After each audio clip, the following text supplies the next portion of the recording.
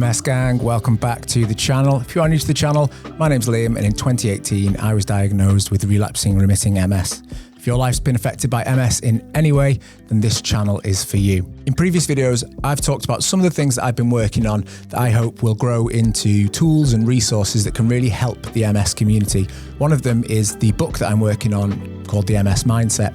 And I've written loads so far. I'm still working on it. I'm not even halfway done, but I wanted to read the draft of the first chapter that I've written to you. If you like it, then leave a comment, or if you've got any feedback, then yeah, do let me know, because I'd love your input on the types of things you think I should cover, the types of things that I should talk about. So again, this is a draft. It's just a draft of the first chapter that I wanted to share with you from the book, The MS Mindset by Liam Sr. And I want to know what you think. So let me know what your thoughts are, any feedback, or if you liked it or you didn't, or there's bits you'd change, then do let me know. And you may recognize some of it from previous videos. When I first heard the words multiple sclerosis, I didn't really understand what it meant. I thought, this can't be happening to me. I felt like my life had suddenly changed forever. Being diagnosed with MS is like being told there's a storm in your body, a storm you can't control. Some days it's quiet, barely there. But other days, it roars. It's unpredictable, and that's what makes it so hard to live with. In 2018, at James Cook University Hospital in Middlesbrough in the UK, I was told that I have relapsing remitting MS. I can still picture myself sat there, my wife by my side, listening to the doctor. He was talking, but I didn't hear a word. His lips moved, but my brain had stopped processing. Multiple sclerosis. Those two words turned the world silent. My wife was squeezing my leg, but I barely felt it. I wasn't there anymore. I was in my head, in a future that suddenly felt uncertain. My life had just been split in two, before MS and after MS. My wife had left work early to be there with me for the appointment. I'd arrived first and began talking with the doctor, who conducted some more tests. His office was small, cold and windowless, the only light coming from the warm bulbs in the ceiling and the glow coming from his computer screen. The strong chemical smell was unavoidable. The extra tests and the doctor's relaxed nature, presumably not to worry me before my wife's arrival, had given me a false sense of hope. I now realise he was just killing time until my wife arrived so she could be present with me when he gave me the news. We were chatting, making small talk. I was relaxed and, if anything, a little excited. I was certainly optimistic. I was sure it was going to turn out to be nothing serious, but at least I could get some tablets or something and be on my way. I wrongly already felt a sense of relief. I was finally going to get some answers, but at that point, I didn't know that I really wasn't going to like them. Once my wife arrived, he loaded up the images from the scans of my brain, neck and spine and began to highlight all of the white spots that had been picked up. There were a lot of them. The word lesion wasn't used at this point. He just showed us both where they all were and explained that they were like little pockets of water. I could see them clear as day. They varied in size, some bigger than most, some were really bold and easy to locate, and others were more faint. They were scattered around my brain like decorations on a Christmas tree. I wondered what they were and why they were there. To me, they didn't seem like a big problem. Why would they be? The doctor was so calm and blasé about the whole thing that surely it wasn't anything a few tablets would sort out. Maybe I just needed to drink more water. It seemed to be good news. I genuinely didn't think it was anything that serious. So what does it mean? I asked naively. My wife squeezed my leg. She knew. Multiple sclerosis, he said. Then silence. The expression on his face was emotionless. He was just dealing with the facts. I guess as a doctor, you have to deal with things differently. For me, this was life-changing. For him, it was Wednesday. He had just informed me that my life was about to change in the same manner as if I'd asked him for directions. If you go straight on, turn left past the massive brain defect, you'll see a lifelong disability straight in front of you. No thanks. I'd like to make a U-turn, please. I felt like an inconvenience. Like someone had just told him that if no patients turn up, you can go home with full pay. Then I burst through the door wanting to know what was wrong with me. Sorry about that, doctor. It's only my brain. Looking back, I'm grateful he waited until my wife arrived, despite the hope it had given me, but you'd think it had been a little more empathetic and comforting. When he gave me the news, things went numb. I felt like my soul had lifted out of my body and all that was left was a shell. I'd lost all sense of feeling. You know that scene in a movie where there's an explosion and then there's that ringing sound? The character is disorientated and people are talking, but you can't really hear what they're saying. It was a bit like that. I was listening to what was being said, but wasn't taking any of it in. I was lost in my own thoughts, wondering what it all meant for me, my future, our future. What was going to happen next? He explained how it would all work, that I'd have an MS nurse and a neurologist looking after me, but in all honesty, I just wasn't listening. My wife's grip on my leg became less noticeable. My eyes glazed over as if lost in a horrible daydream. My wife, Stevie, was a few months pregnant at the time. We were expecting our first child and were lost in all the excitement that comes with becoming parents for the first time. It's a special time filled with an anticipation and joy as you prepare for life with a newborn baby. That should have been all we had to think about, to prepare for. But this changed everything. How on earth am I going to be able to cope with being a first-time father whilst also living with this each day? Would my wife have to go from changing our baby's nappy to changing her husband's? Would my child be embarrassed growing up with a dad that wasn't like normal dads, that couldn't do all the things their friends' dads could do? It all felt so cruel, and the excitement of welcoming our baby into the world turned to fear. When you find out you're going to be a parent, there's lots that goes through your head. Will I be a cool dad? Will I be a good dad? A helpful, organised parent that always has a snack and wants to do fun things like go to the park? It feels strange looking back. My daughter, Ava, was with us for that appointment, nestled comfortably in my wife's tummy, growing each day, blissfully unaware of her imminent arrival into the world and the horrible news her mummy and daddy had just received. It was a welcome distraction, but only so far. Nothing could take my mind away from what was happening, but knowing I had something else, someone else to focus on, was a gift. I was delivered a life-changing diagnosis, very bluntly, and soon left the hospital in a bit of a daze. I was feeling lost, numb, and scared. The next few days, weeks even, were a bit of a blur. I was walking through life on autopilot, constantly reverting back to the uncertainty that lay before me. I had so many questions. I began to research the condition to understand it more. It's worth saying, if you do this, be careful. When you read and consume information once you've been diagnosed, the picture painted by what you'll find doesn't make great reading. I was presented with images of walking sticks and wheelchairs, groups of elderly people doing group exercise classes, photos of people looking sad and in pain. It's important to know that MS is such a wild disease.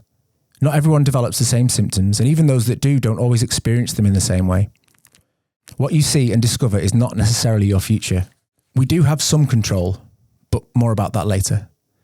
Over the next few days, I had to share my news with my friends, my family, and people at work. It's a difficult conversation to have. It's hard to explain that you've been diagnosed with something you know very little about. Understandably, the people you tell want to share their sympathy and offer support. My friends and family were, of course, very upset to hear of my news, but they, just like me, didn't really know how bad of a diagnosis it was. The conversation often goes from, "I'm so sorry to hear that, that's awful," to, "So what actually is it?" They didn't really know what to say, and you can't blame them, really. We hear a lot about things like cancer or when people have heart attacks or a stroke, but MS, it isn't as well understood. That is, unless it already impacts you or someone you know. At the time, I was working as a mortgage advisor for a local company that specialised in life insurance and critical illness cover. We spent all day talking about the impact illnesses like this can have on people's lives. I can remember sitting down with a lovely couple who were buying their first home, excited about their new adventure. I sat in their living room on the sofa, laptop on my, lap, and wearing a three-piece suit and my socks. I had, of course, taken my shoes off, as you do. I would always ask when arriving at a client's home if they wanted me to take them off, and was always secretly annoyed when they said yes. I hunched over in their doorway, suited and booted, with their 6-month-old Springer Spaniel jumping up at me, trying to undo the knot I'd stupidly tied so tight that morning. It was always such an unwelcome effort, and felt like more of an effort recently. We began chatting and getting to know each other. It was nice to hear the plans they had for their new home and wanting to start a family. "That's lovely," I said. "My wife and I are actually expecting our firstborn at the moment," trying to build rapport and seem relatable. I was kindly offered a cup of tea, which I accepted. "Just a blob of milk, please, no sugar." Having sorted the mortgage, the conversation, as it always did, turned to insurance. We should all have some cover in place, but it's often something we only put in place when we're buying a home or starting a family. At least, that's what it seems to be like in the UK. The required health questionnaire needed to put a policy in place is thorough and covers so many possible symptoms and conditions. Have you ever had any numbness or tingling? No. Hang on, I have. Any balance issues? Any blurred vision? Wait, why do they want to know all this? Looking back now, the irony is not lost on me. I entered their information onto the system, my toes curling anxiously against the soft carpet, their dog still trying to be my new best friend. "Tyler, get down." "Oh, it's all right. I love dogs." I do. I love them. But in this moment, I couldn't really concentrate and the dog was doing my head in. I put on a brave face and got through the rest of the appointment. I finished my cup of tea, which was now a little cold, but I didn't want to be rude. I explained the next steps and that I'd be in touch with all the relevant information. I shook their hands and gave them my business card. I then spent an awkward amount of time trying to get my shoes back on, Tyler still trying to make it all into a big game, and then I was on my way. I put my bag back in the boot of the car and closed it slowly, still thinking about all the questions. My wife and I were sharing a car at the time. I'd not long started working for this company. I was on a self-employed basis and I'd had to give back the company car I had from my previous job. I loved that car and it felt so fancy driving around in my BMW. I'd always dreamt of having a nice car, but was never in a position to justify buying one. So I was gutted when it went back. For now, we were sharing my wife's 13-year-old VW Golf. It'd seen some action, but was reliable and did the job. It always felt a little cold and the interior had seen better days, but my wife always said, it doesn't owe us anything. I don't remember much about the drive home. I just remember pulling up onto my driveway all of a sudden. The whole journey, my mind had been wondering, what did it all mean? What if something's wrong with me? Something was wrong, very wrong. I don't know what it was about that particular appointment that made the cogs start turning, but it was the beginning of a long, complicated journey, one that doesn't have a final destination. Once I'd received my diagnosis, I explained to my bosses what was happening. We had a team meeting where I was invited to share my news. I have to say, my colleagues were amazing. They really rallied around me and showed me a lot of love. Perhaps doing the job they did, they knew it was bad news. They even clubbed together to arrange for my wife and I to spend a couple of nights at a local spa retreat, a really kind gesture that meant the world to me, and something I'll never forget and always be grateful for. When you find out you have MS, you go through the grieving process, like that you go through when someone passes away. Denial, anger, bargaining, depression, and acceptance. It makes sense. We are grieving the life we thought we'd live and the opportunities we thought we'd have, but now won't, or at least might not. I suddenly felt like I was all by myself. I had received a diagnosis and been sent on my way, tasked with navigating my new normal, whatever that was. I'm grateful to have an amazing, loving family and lots of incredible people in my life that I'm so lucky to call friends. In this moment, though, I didn't know what to do. Despite the love and support offered to me after such awful news, I felt all alone. If either yourself or someone you care about has been diagnosed with MS, then I want you to know that I'm so sorry. I am. I know how it feels to receive the news and how scary and hopeless it feels. But you need to know that there is hope. There's always hope. The MS community is full of courageous, empowering people, and we're all here with you. No one battles MS alone. I'm so pleased you're reading this book. I've learned a lot about this awful disease over the years I've been living with it, and I'm grateful to be able to share all that I've learned with you and help you live your best life in spite of MS. If you picked up this book because someone you care about has MS, or perhaps you're somebody wanting to learn more about what MS is, thank you. The more people understand about MS, how it affects people, what can be done to help and support those that suffer, the better. Many that are diagnosed shut themselves away and suffer in solitude. Having people reaching out and offering support means a lot. It's a long and often scary road. You'll have good days and bad days, but I just want you to know that it's not the end of your story. It's not even the whole story. It's just part of it. We're about to go on a journey and explore the world of MS together, where you'll be equipped with all the tools and knowledge you need to tackle things head on and kick some MS butt. I use the phrase living with MS, but I prefer to use the words negotiating. If you ignore your condition and pretend it's not there, your MS will have something to say about it. If you acknowledge your symptoms, if you make changes, if you're kind to yourself and make adjustments, you'll live a much better quality of life. I came up with the title, The MS Mindset, because that's what's so important. Mindset. It's easy to succumb to your symptoms and hide yourself away. No one will blame you. But with a positive mindset and outlook, you're going to be okay. I'll repeat that. You are going to be okay. You're part of our gang now, and we're all here with you, every step of the way. There are so many amazing people with MS sharing their stories, giving advice, and we're building an army of MS warriors who are supporting each other, fighting for change and raising much needed awareness. So let's go. This is the start of something positive, and I'm proud of you for doing something for you to help fight the good fight and keep going, one day at a time. You have MS, but MS doesn't have you. You'll find strength and resilience you never knew you had. We all have our own story, and this is mine. If you made it to the end of that chapter, thank you so much, and I hope you enjoyed it. As I said, it's just a draft. There's changes I need to make, and there's other parts of the book that I am working on, but I'm really excited about it.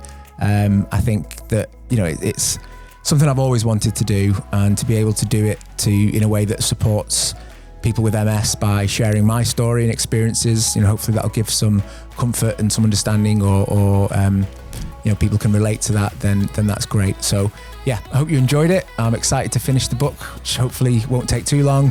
And as soon as I know more about a release date or where you can find it, then I will share that with you. Again, don't forget to subscribe if you haven't already. Become part of our gang. We'd love to have you. Like the video if you liked it, dislike it if you disliked it, and I look forward to seeing you in the next video.